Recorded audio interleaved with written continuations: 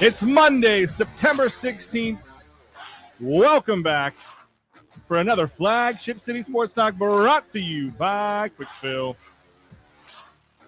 What a weekend. My name is Nick Artman, everybody. As always, I'm never alone.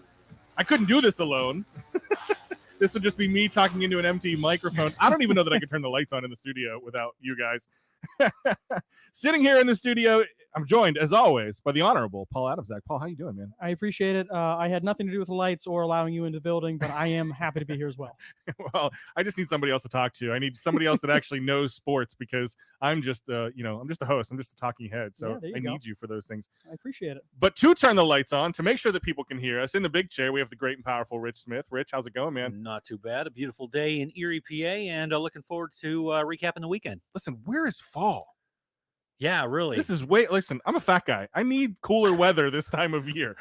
My kids came to me last night and said, can we turn the air back on? Because, it got a little cooler. I opened up all the windows in my house, but my daughters came out and they said, we're roasting in our room. Can we please shut the windows and turn the air back on? I'm like, okay, fine. I'm that guy that he waits as long as he can to turn the air on, and then he waits as long as possible to turn the heat on. Hey, you take it as much as you can. See, I leave that air on as long as possible. I can't deal with the heat. Joining us for another week, becoming a bit of a regular, we have Isaac Petcash from Erie News Now. Isaac, how you doing, man? Gentlemen, good morning. What a weekend. I don't understand why we're complaining about the heat. See, you guys are putting in the same category of the people who, after weeks and weeks of 70s and 80s, you complain about it, and then it starts snowing, and everyone's like, I wish for 50s and 60s again. And guilty as charged. I'm one of those people, guilty as charged. But I'll tell you what, getting to do high school football and NFL stuff and not having to be in the 30s and 40s and rain and snow in September is wonderful. So for work purposes, I'm okay with this as long as humanly possible. I always sent Paul out into the rain and the muck when we were running high school football, so I didn't have to worry about that. I was just going to say, watching football with shorts on is great. See, I'm just sitting in the stands of a third and fourth grade football game on Sunday, like tanning, and I'm like, guys, I should be in a hoodie and pants. Like, I should not built for this weather. That's why I moved to Erie. Anyway, enough about our bad weather takes. We got a great show lined up for you guys today. We're going to be talking Seawolves because they're making it into the first round of the playoffs this week. We're going to be talking some D10 football recap, talking about those high school games that you could wear your shorts and tank tops to.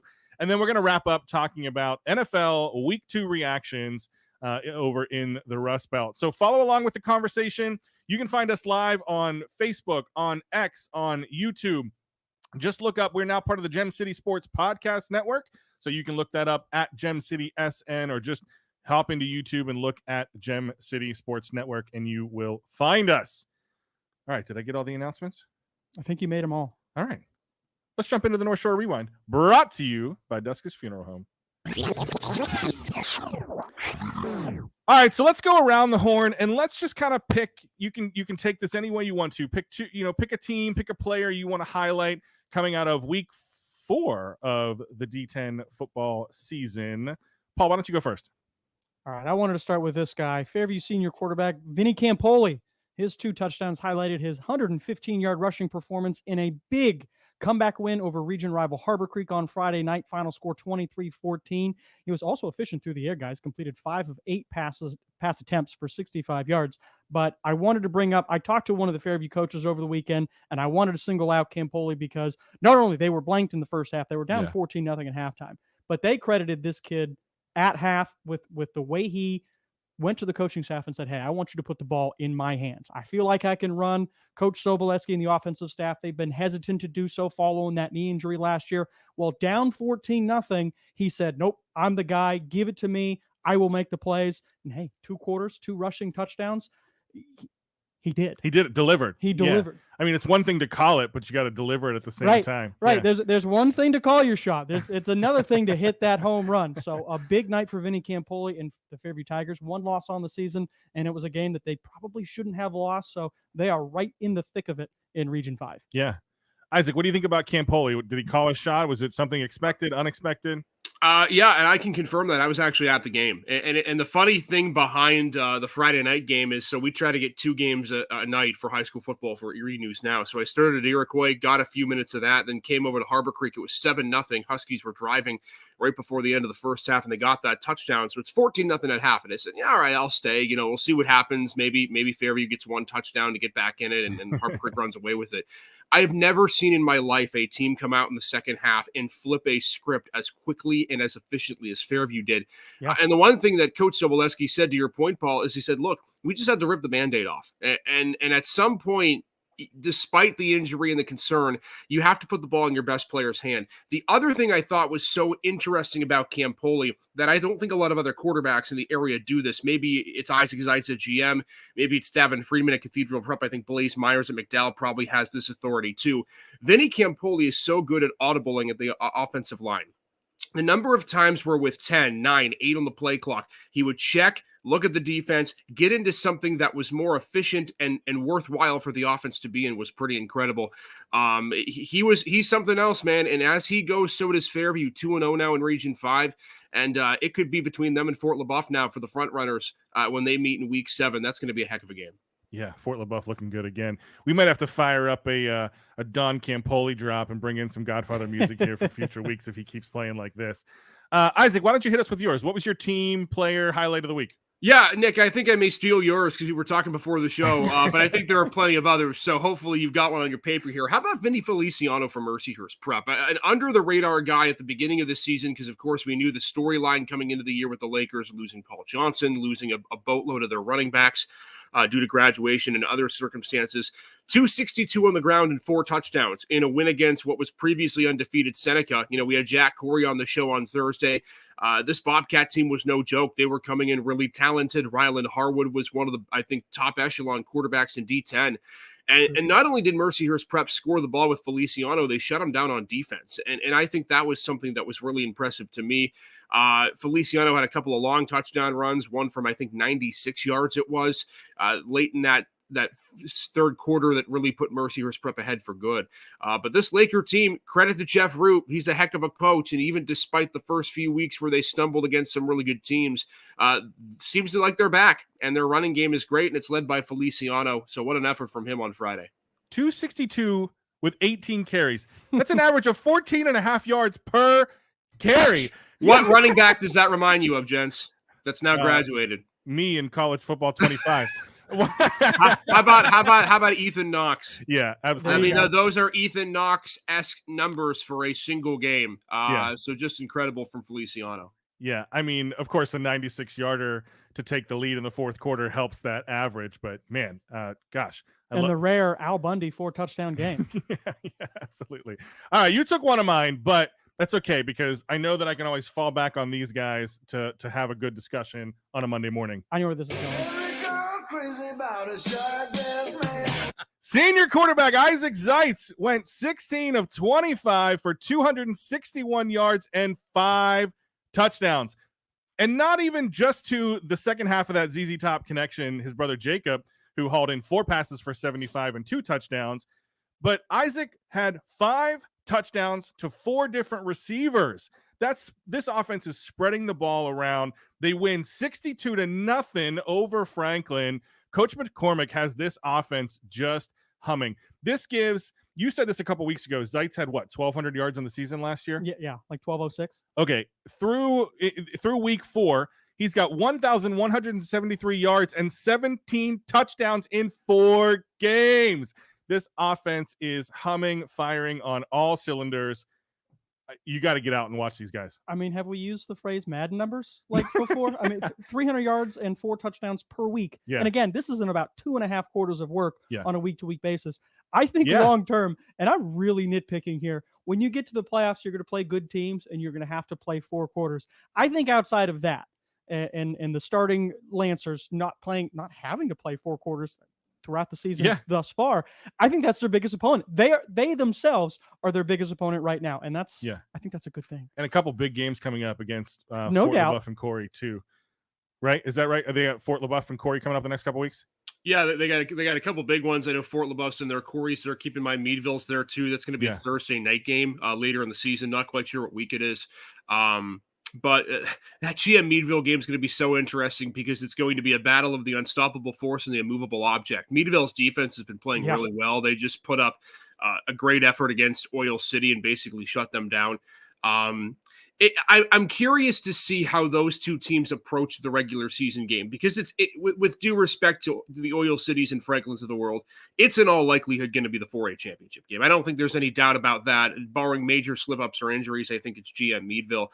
So how does Marshall McCormick and Ray Collins approach that game? Do you bust out all the strategy to try to get the W? Because keep in mind, you could say, all right, well, depending on who wins that game, they get a closer location or a more preferred location for the D10 championship game. I think that game's at Edinburgh University, regardless. I was of who's just going to say that's going to be at Edinburgh anyway. So I don't know. I mean, put it this way: I would pump the brakes on.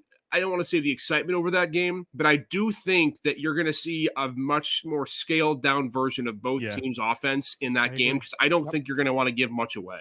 Listen, I'm here for it, though. I'm here for it. I'm excited for this. We got to wrap up. Let's take a break. We're going to come back. We're going to keep talking North Shore news. That was a North Shore Rewind brought to you by Dustin's Funeral Home. We got to take a break, but when we get back, we're going to talk some Seawolves. Paul's got a 2-minute drill that we're going to run down some news that we missed. You're listening to Flagship City Sports Talk, brought to you by Quick Fill.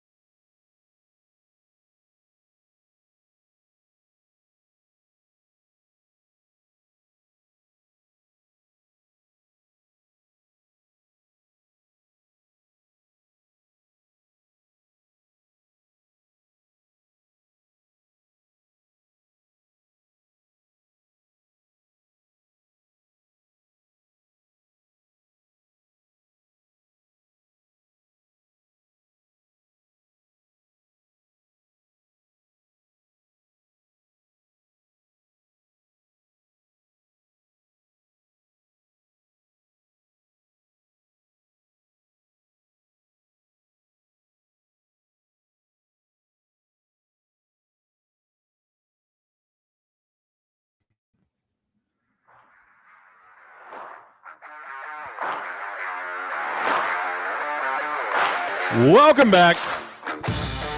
You're listening to Flagship City Sports Talk, brought to you by Quick Fill. Listen, this was a great week for high school sports. We only got to touch on 2-3 games there in the A block. So what we want to do is we want to start building in a segment because we know that there's so much good news happening, and we're going to miss a lot of it. So we put Paul to work.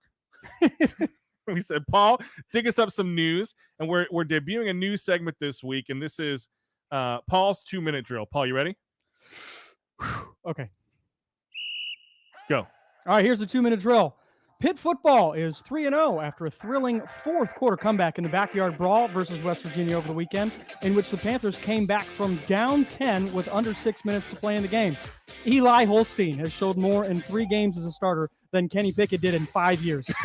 You're not wrong. Pitt's got a quarterback. That's exciting stuff. It's exciting stuff. Hey, it was a rough weekend for local college football, though, as all 3 area teams were dealt losses. Gandon fell to East Stroudsburg 24-7. Edinburgh blanked by Kutztown 26-0. And Division I, Mercyhurst falling to conference foe Robert Morris 55-28.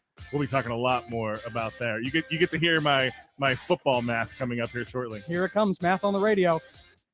Continuing the 2-minute drill, Erie has a new Pro Bowler. No, I'm not talking about flag football in February. Erie's newest kingpin is 2019 Harbor Creek graduate Hayden Stipich, who qualified for the 24-25 PBA Tour after averaging 227 at a 4-day qualifier event in suburban Chicago. Fun fact, the 2023 graduate of Tennessee Southern University's bowling coach in college, none other than Erie's own Bob Learn Jr., who I'd say knows a thing or two about pro bowling. A little bit. I've heard of that guy, Bit. But this is, I don't understand it.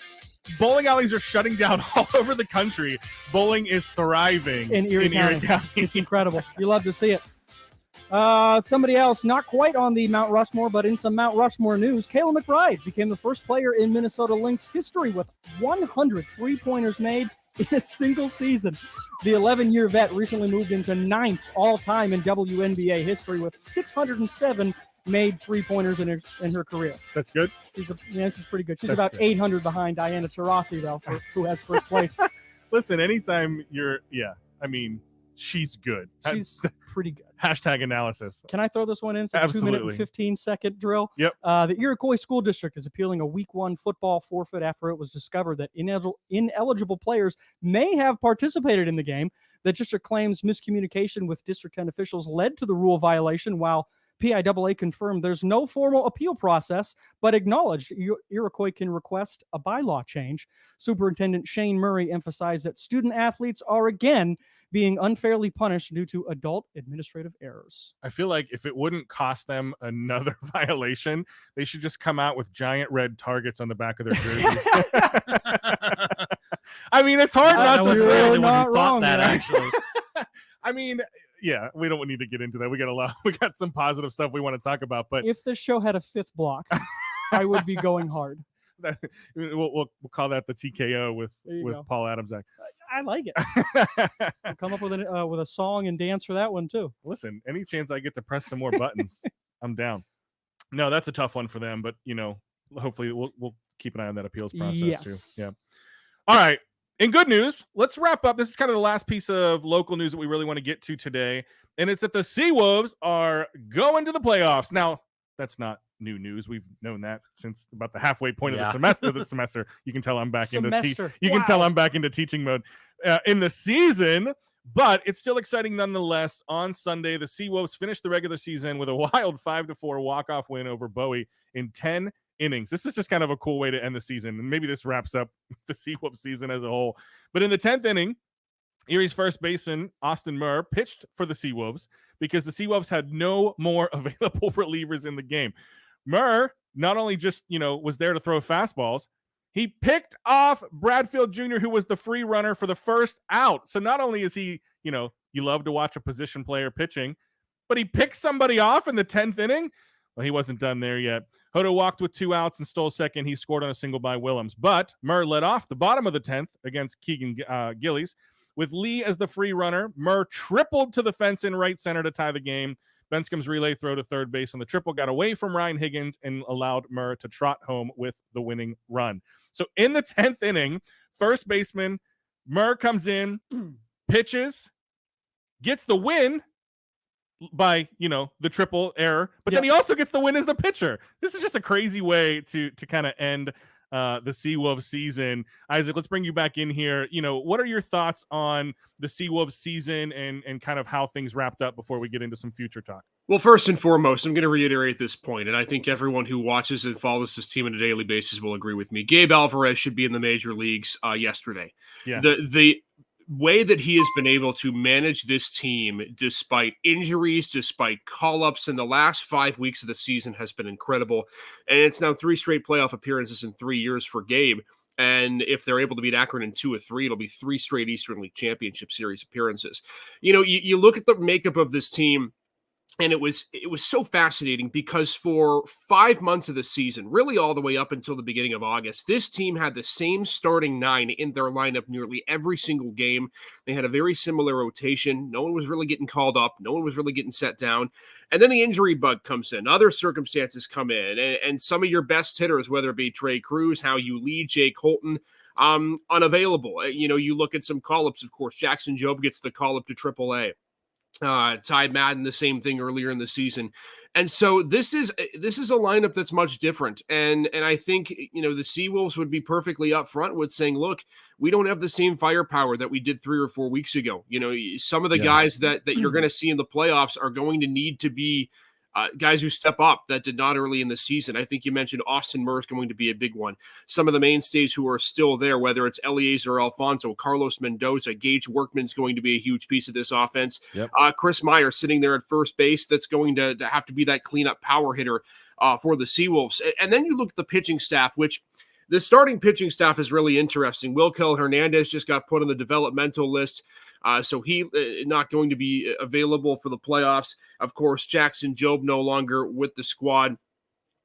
Troy Melton, another guy who had been really good in spurts, is not on the roster at the current moment. So you're going to look at guys like Carlos Pena to be that starter for the Seawolves in this series that's going to really have to make big strides. And then I think it's the bullpen. That's going to be key as well. So it's going to be a really interesting series. Erie and Akron played each other well this year. But I'll tell you what, if Gabe Alvarez can get to the championship, much less win it this season, not only should he be manager of the year in MILB for a second year in a row, I think he could contend to be a major league manager. That's how good I think he is. Yeah, which would be great for him. I mean, big loss for the Seawolves, but, the guy is just coaching out of his mind. I mean, this team, when you look at, what was it? The third time? Yeah, 3 years in a row. First time that they've made the playoffs 3 years in a row. And that, like you said, that goes all back to Alvarez because you've had so many guys getting called up. The preseason outlook on this team was the starting pitching is going to dominate. It did that. That's why these guys get caught up to Toledo. It did so too and well. then some. Yeah, absolutely. which is what you want. But as a team coming into the playoffs, it gets a little dicey. As we think about what that playoff game looks like. And so the Seawolves are back in the playoffs. They take on their rivals, the Akron RubberDucks. That's what they should be. They should be Rubble at the end of this game in the Eastern League Southwest Division. First time in franchise history, like we said, the Seawolves made 3 consecutive trips to the playoffs as they look to defend their Eastern League title. The best of 3 series between Erie and Akron begins on Tuesday in Akron. The Seawolves, though, do carry some home field advantage in the first round and will host Game 2 on Thursday, September 19th, and Game 3 if necessary. All games start at 6:35. Make sure you get out there. For Thursday's game, the Seawolves are calling for a blackout. The team will wear all black jerseys on the field, and all fans are encouraged to wear black to all playoff games. First 1,000 fans to each playoff game at UPMC Park will receive a black Don't Give Up the Ship Howl towel. So get back out there. Playoff baseball is always fun to watch. This is going to be a great series as they come back to Erie on Thursday. I'm going just for a howl towel. Seriously. I mean, if it just to have like free swag, count me in. Absolutely. Count me in. So we're excited for the Seawolves. Hopefully they can kind of get in there. I'm worried, kind of everything that Isaac just said. I'm worried about how this team is going to wrap things up. They need that bullpen. They need those bats to work. I mean, guys like Gage Workman, who's had a phenomenal end of season. Then you got Mendoza and Myers. They're going to need to lean on those guys this year. Gonna need some big bats. Before we take our next break, I want to take a second and thank all of our sponsors: Quick Fill, Duska's Funeral Home, Dauber Auto Supply, John's Wildwood Pizza, and Denny's Sales and Service. Without them, we wouldn't be here. We're for you. Rich wouldn't be able to turn those lights on. When we get back, That's a different kind of blackout. When we get back, we're going to jump back into the campus corner for the first time this fall. You're listening to Flagship City Sports Talk, brought to you by Quick Fill.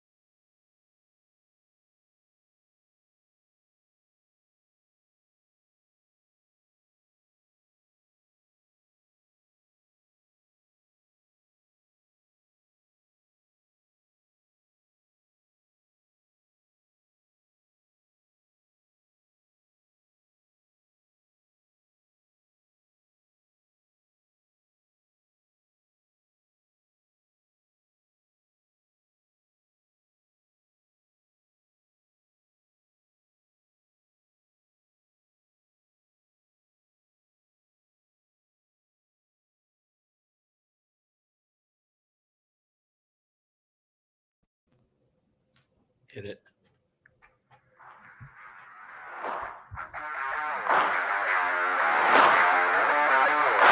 Welcome back. You're listening to Flagship City Sports Talk, brought to you by Quick Fill. Rich set it off, Mike, so I'm going to say it on Mike just in case it jinxes us. Things have been going well this morning. I've been happy. I like it. We have stuff going on outside the window here this morning. This is just, normal. Love seeing the people, man. Monday morning here and here. It's one of the best things about being downtown, 4th and State. You never know what's going to walk by these windows. And hey, if you're walking by, stop in and say hi. Knock on the window, say hi. Don't forget, you can always follow along with the conversation online as well. Hop onto Facebook, YouTube, join the stream, and give us some comments. We're going to be talking about NFL Week 2 in the last block. So if you want us to hit on certain things, should Fields remain the starter? Are the Bills as good as they look? Go ahead and send us those comments. We'll bring those up in the last segment. Fire? Well, there's a reason I didn't bring up Cleveland when they won this week, but Yeah, we'll get into that. That's save that for the next talk. But in the meantime, let's cross the quad to the campus corner.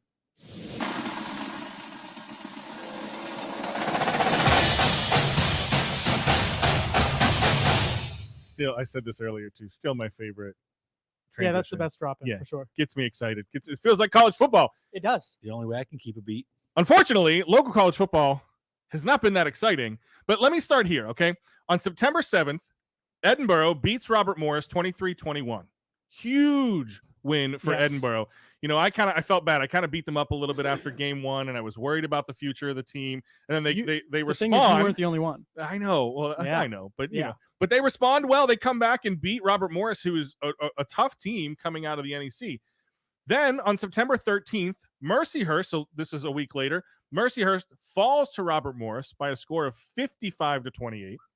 So if my math is correct, and based on Premier League rules, Edinburgh is now a D1 program, right? Yeah, using the Premier League rules. That's a heck of a qualifier. Does it work? Yeah. Interesting math, gentlemen. As my students would say, I'm a comm major. I don't do math. There you go. That's why I'm a DJ. But no, let's break this down. Because we haven't really talked a lot of campus talk, college talk on this station outside of Penn State. So I want to kind of recap the first 3 weeks of the college football season.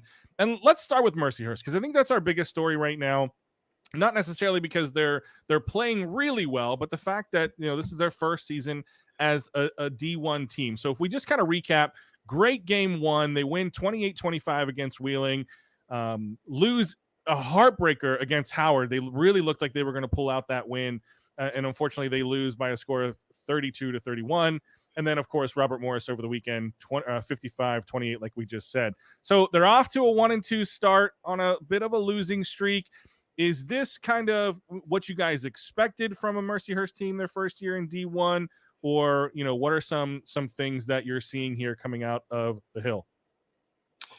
Yeah, I mean, it's hard because you don't want to put too many expectations on this team because it is their first season. Having a multitude of road games to start the year, 4 straight to be exact, doesn't help you. I think the one thing that's been the biggest inhibitant of Mercyhurst playing great football games, 60-minute football games, is their starts have just not been good. Right. They are showing up late to games or early and often, and we saw that twice, both last week against Robert Morris and the week prior against Howard. The Howard game, they really dominated the second half of play. They just fell behind double digits at halftime, and it was the same thing in this game against Robert Morris. They come out, they yield 14 points to start the first quarter, and you're down by 20 going into the break.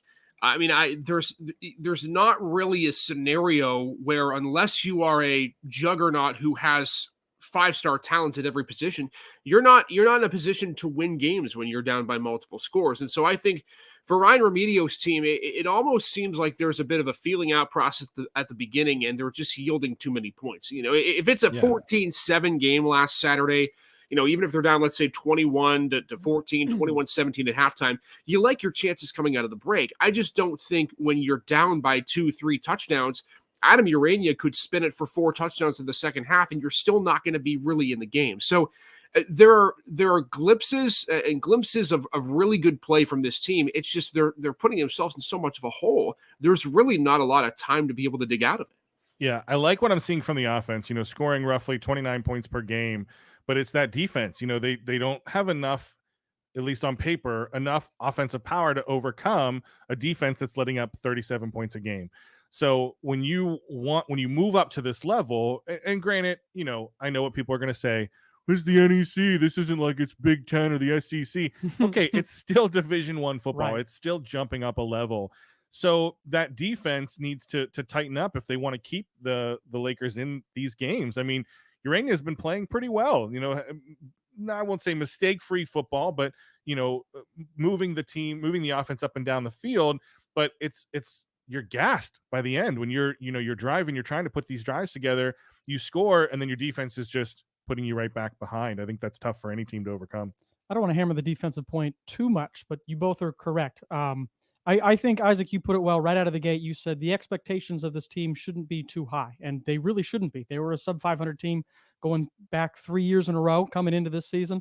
And then they jumped from Division II to Division I.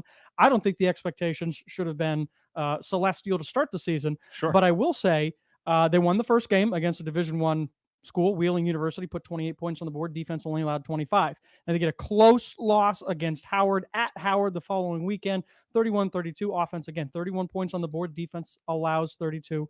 Late start, okay? Come on to week 3. Robert Morrison of the Division I program put 28 points on the board. Defense allows 55. So if you look at the last 3 weeks, 25 points allowed, then 32 points allowed, now 55 points allowed. The defense, or the offense rather, 28, 31, 28. So you're putting about 4 touchdowns up a game. Yep. And if you're giving up 5 per game, you're going to lose. So I think you're absolutely right. The defense is where we need to tighten down. But Isaac, to your point, I think the expectations were, I think the ceiling was about a 500 ball club. They've played better than that actually throughout the first couple of games. I know this upcoming week at Montana State, who is undefeated at the moment, is going to be a tough one, but another good test for Mercyhurst and to see how that defense responds. Yeah, and I think that helps them, right? Knowing that they have no expectations. It's not like they can win a bowl game for 4 years. They had a rough year last year. This is really just like hey, let's figure it out. And I think there's room to figure it out. Like you said, I think maybe a 500 ball club is maybe a good threshold, maybe a good barometer to see how they come to finish out the year. So yeah, at Montana State, 1 p.m. on Saturday. Let's jump over to Edinboro because, like I said, they come out against East Stroudsburg, who's a great PSAC East team, lose 24-12. It was just an ugly game to watch. We were kind of following along on our live stream 3 weeks ago. And then you go down to Robert Morris. So you travel to Robert Morris and win down there 23-21. And then you come home against Kutztown and you lose 26-0. Laying egg. Right. I don't know if that's, Kutztown is, they won the PSACs last year, right? If I They're remember eighth in the country, by the way, currently in division. Yeah. So not necessarily a surprise that they lose to a team like that, but there's a little bit of a streaky start here. What can we kind of contribute to their streaky start? Go ahead, Paul, because I have thoughts, but I want to hear what you have to say. All I was going to say is this. I thought Coach Nolf has done a good job so far, considering how much he lost between last season and this year. Last year was a rough year for the Fighting Scots. Injuries ravaged that team, and then sort of there got to be a culture problem in the locker room toward the end of the season. A lot of guys either graduated, transferred, or flat out they're not playing football anymore. Yeah. And I think this was one of those seasons that the expectations were low, and this is where I like Coach Nolf and that staff has done a really nice job to rally around, hey, nobody believes in us. They got a big win against Robert Morris. I do worry that was, Kutztown's good, but to lay a complete egg like that, Sure. I don't know if they got their heads too big after a big win and think, we can hang with Kutztown. Yeah. But I do think, again, expectations for this team coming into the year were low. Yeah. I think they have exceeded them thus far. I think maybe they're a 500 ball club. But I don't know. Kutztown, I look at it as like playing the 49ers. Like you get smacked around. Well, yeah, you're kind of supposed to get smacked around. Their backups are still maybe better than some of your Right, starters. exactly, Yeah. exactly. Go ahead, Isaac. Your thoughts? It's so. I'll tell you what, they're so hard to figure out. Edinburgh. The last 3 years, they have been so streaky, and they will beat teams that they are not expected to beat, and then go out the next week and they will lay an egg. I'm not saying the Kutztown they were expected to beat, but the Robert Morris win I think was shocking in a lot of ways. Yeah. I'll tell you what though, the defense is showing up the first 3 weeks. They are not playing bad football. I mean, you talk about for Edinburgh and Gannon, the worst draw you could probably have in the East Division with your two crossover opponents with East Stroudsburg and Kutztown. Edinburgh defense, 247 total yards allowed to Kutztown in the game. Problem is the offense just didn't do anything. They had under 150 yards of offense, 5 of 17 on third downs. The offense is the streaky part. And I think for Jake Nolf, you have to get that figured out because you have a starting 11 on defense that is good enough to be able to make plays and win you football games. We saw that in the opener. We saw that against Robert Morris. So if the offense can get it figured out, I think they got a chance to be a better than 500 football team. It's too streaky right now to have any confidence to have consistency. Game 4 on Saturday. Yeah, the 21st is this Saturday. Holy cat, September 21st already? That's a 12 p.m. kickoff in Edinburgh versus Bloomsburg. We'll see if they can bounce back on their streaky start. Now, we only have about a minute left, but I do want to kind of just give me really quick, what's your panic meter on Gannon? It seems like they're in a bit of a rebuild year. They're 0-2. They lost to Northwood by a score of 28-14 and then lost to East Stroudsburg 24-7.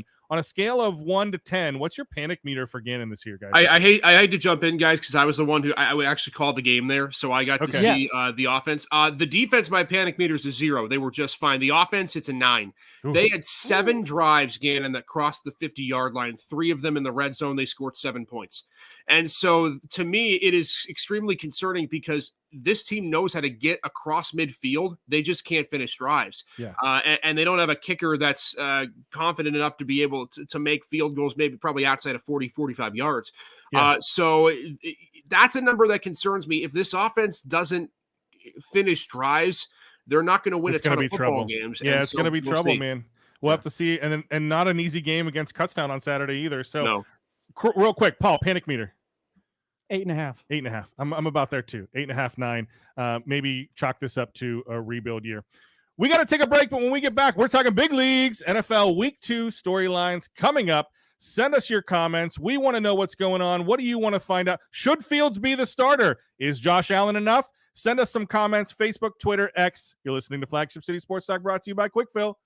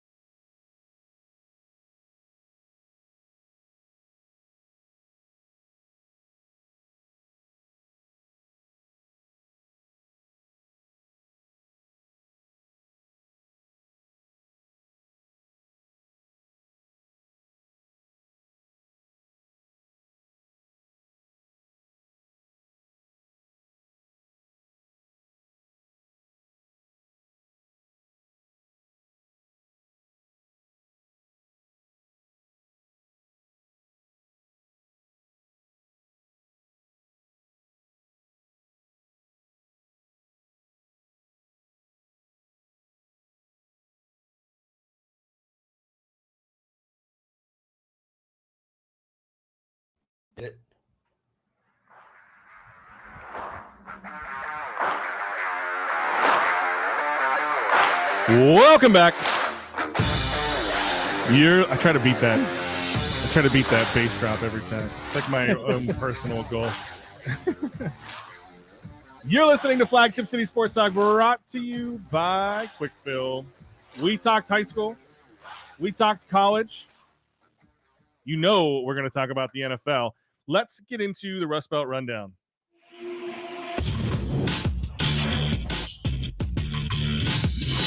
All right, this is going to be kind of our reoccurring segment here as we move throughout the year and just kind of looking at week 2 and, the weeks ahead. What is the biggest storylines coming out of the Rust Belt, from the weekend's games? So again, find us on Facebook, find us on Twitter, find us on YouTube. You can send in your comments. What are some things you want to talk about? But here's what I want to talk about. I was wrong. I was worried about the Bills this year. I said, listen, mark it down on the calendar. I know it doesn't happen very often, right? So I was worried that with the turnover on the offense and then the turnover on the defense, I thought the Bills were in for maybe a little bit of not a rebuild, but a retool year. But man, you go back and watch that game on Thursday. I said to win, Josh Allen would have to be Josh Allen. You don't even need Josh Allen to be Josh Allen. You just needed the Dolphins to be the Dolphins. Unfortunately. So let's talk about this game. Let's talk about the Bills. Are they better than maybe I thought they were? And I'll throw it to Isaac first because you've been banging this drum all year so far. Thoughts on the Bills win against the Dolphins? Gentlemen, a foreshadowing for the critical eye tonight. We do Overreaction Monday. I may ask one of you guys to be on the show. I don't want to do it to Paul because I want to get Paul. I was just going to say, here it comes. Just bring one of the topics is going to be this, and I wholeheartedly believe this. The AFC East is already a wrap. It's over. Two weeks in. I was bullish on the Bills, and again, covering him on a weekly basis. Just Joe Brady offense is not one player centric. And I think we have seen that for the first few weeks. Josh Allen didn't have a great game and yet still put up 31 points. James Cook had 3 touchdowns. Yeah. And the defense, to my shock, because my concern was the secondary and the linebacking core without Matt Milano. Now Terrell Bernard's got a pec injury. He's out probably a few weeks. This defense is still playing well. And I think the front four is showing up when the front four is showing up. Look, I think there was a lot of chips on the shoulders of Bills players this season because of the lowered expectations, because of the picks for the Dolphins or maybe the Jets to win the division. This team's rolling. And they don't have to have Allen carry them every single week. I think this division's already a wrap because I think you look at this Buffalo team, and to me, they're only going to get better, and they're only going to get healthier too because they're still not healthy on defense.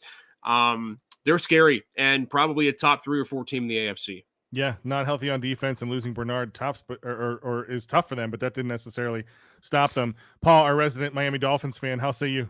I think Sean McDermott has done a tremendous job, especially on the defensive side of the ball. Like Isaac has alluded to for so many weeks now, they lost so much on the defensive side of the ball, and he has really made his bones as a defensive coach in the league. And I think he's really showing up this year with relative nobodies and the kind of scheme and the week-to-week adjustments that he makes and gets ready for the team. And it doesn't matter who he puts on the field because those guys can play. They do their job. The scheme is sound and they play hard. So a lot of credit to Sean McDermott because like you guys said, I don't think anybody was absolutely spectacular for the Bills in that game, but they were all just solid fundamentally, and they just absolutely meleeed Miami's finesse offensive line. James Cook looks legit too. Oh, he was tremendous. I mean, 2 on the ground, 1 in the air. Just looks like that feature back that they need. And finally, and if they don't, Ray Davis is there to pound it in on the 1 yard line. That guy's a tank. So I agree. I mean, it's scary when you see a team like the Bills humming on all cylinders. And I think that makes, Isaac, maybe your overreaction, not as much of an overreaction. So, all right, Paul, what's yours? What's your biggest storyline from the Rust Belt coming out of week 2? Well, I wanted to talk about the Cleveland Browns and them picking up their first win of the season. Deshaun Watson not looking awful this week.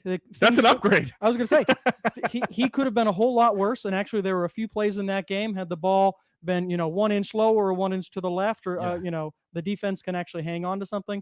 I will say that he looked a lot more comfortable this week, although he did try to give it away at the end of the game. He really, really tried. But he looked a little bit better. The run game looked okay. Jerry Jeudy showed up this week. Yeah, it was good to looked see. like a legit number 2, which was nice because Amari Cooper had sort of a rare off week. Yeah. But the defense showed up finally. That was the Jim Schwartz defense we saw last year.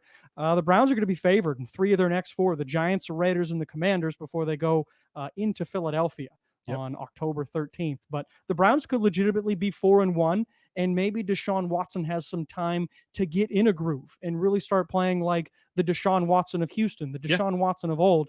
I saw a step forward yesterday from the Browns, and for the sake of Cleveland fans, I hope that they continue to trend in that direction. Well, and that was my storyline headline that I wrote down was, did the Jaguars wake a sleeping giant, right? And I'm not even talking about Watson, because Watson was fine. He was 22 of 34 for 186, no touchdowns. He did run for one. Yeah. But the defense sacked Trevor Lawrence 4 times, one by Alex Wright that proved to be the game-winning safety. I mean, I don't know. After the play of the game, that punt. Yeah, seriously, that might have been the best punt I've ever seen. That was incredible. Yeah, and I think that is this, and maybe this is my Steelers bias, but is this more of, are the Browns starting to wake up? Is that defense wake up, or are the Jaguars just misfiring? Because they made some silly mistakes last week. But either way you look at it, to get 4 sacks, the defense is starting to pick up. I like to see Watson throwing the ball around, Jeudy getting involved. I got really nervous because I was watching Red Zone and just kind of watching a bunch of different games yesterday. And I get the alert that says, all the alert says on my phone is Jameis is in. And I was like, oh my gosh, what happened? Watson just got kicked out. But they bring in Jameis Winston because they don't want to hurt Deshaun Watson on a, what was it, 4th and 1, 4th and 2 quarterback sneak. And Winston was having some fun with that post game too. So yeah, I mean, it's something to watch. We only got about 3 minutes left, and I do want to bring this up. I want to head to Pittsburgh, and I want to ask this question. All offseason, into the preseason training camp, they kept saying Russell Wilson is in pole position. Is Justin Fields in pole position now? I mean, you're 2-0 to start the year. How say you? No, not at all. He's terrible. He's been terrible. He was not good again yesterday. I love Isaac's face. I wish you could see Isaac's face right now. he was terrible. And if you look at that Justin Fields performance yesterday, and even going back to week 1, you go, that's my quarterback. You have really, really low expectations for the quarterback position because he's awful. He was week 1 Deshaun Watson awful. He doesn't make routine plays. He's scared in the pocket. Yeah. He bails on things too quickly. The 2 nice throws he had late in the game, one was a touchdown, and I'll be like, okay, that was a nice ball. Yeah. But both of them had like a half a second pause where like he sees it, he sets for it, and then it's almost like he's trying too hard to do it. It just watching him is so frustrating. And saying that's why he won 9 games in Chicago in 4 years. Yeah. He's not good. The reason he's in is because Russell Wilson is hurt. And I tell you, the defense is absolutely magnanimous. There is no better defense in the NFL through 2 weeks so far. They're incredible. Year. They're playing out of their minds. But if they don't play out of their minds, the Steelers are going to get beat by lackluster teams because the offense is bad. Isaac, throwing it to you. 0 turnovers again. No turnovers. Clean play. Keep in mind, Arthur Smith likes to run the football. Let me ask you a question. What are you getting an upgrade with Russell Wilson? What skill set does Russ have? Base level quarterback play. Okay, and yet Justin Fields through two games has zero turnovers. I keep saying this. This offense is not going to be a juggernaut with either quarterback. Yeah. But if Justin Fields doesn't turn the ball over and they run the football, Pittsburgh did that again on Sunday. Najee Harris, 69 yards, 17 carries, not great, but Jalen Warren had a couple of big plays. This is a team built through defense. The offense is not going to score 30 points a game. No turnovers means that Justin Fields should be the starting quarterback. Did his job. He had a couple of great deep balls, by the way. Keep in mind there were 2 touchdowns that got called back via penalty. Pittsburgh really shot themselves in the foot. They should have 28 points in this game, not 13. I don't see how you upgrade with Russell Wilson over Justin Fields. If Fields isn't turning the football over, there is nothing that Russ can provide you as an upgrade from quarterback that Justin Fields cannot. Let me wrap it up like this because we got to get out of here. I am somewhere in the middle. Fields is playing well. He's mistake-free, but they got to put up more points on offense. You're 2 40-plus yard throws away from 2 touchdowns, and I think we're having a very different conversation. We'll see if they can get that rolling next week. That's it. Erie. Thanks so much for joining us today. My name is Nick Artman. I'm signing off for Paul Adamzak, Isaac Petcash, and Rich Smith. That's it. We're done. Have fun.